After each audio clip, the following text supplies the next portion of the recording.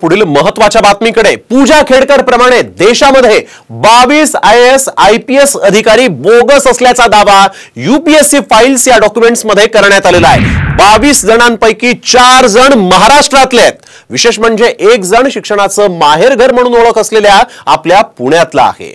EWS चे photo, प्रमाणपत्र तसंच दिव्यांग सर्टिफिकेट घेऊन आयोगाची फसवणूक केल्याचा दावा या डॉक्युमेंट मधून करण्यात आलेला आहे। सामाजिक कार्यकर्ते विजय कुंभार यांनी या संदर्भात ट्विट करत UPSC कडे पत्र लिहित तक्रार केली। त्यांनी या प्रकरणी चौकशीची मागणी केली आहे।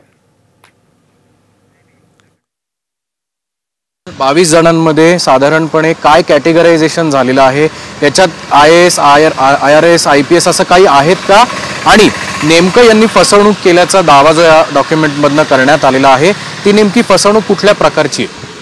बघा, याच्यामध्ये जे दावे आहेत ते उत्पन्नाचा दाखला, डिसेबिलिटी सर्टिफिकेट किंवा OBC सर्टिफिकेट अशा प्रकारची खोटी प्रमाणपत्र देऊन मिळवले।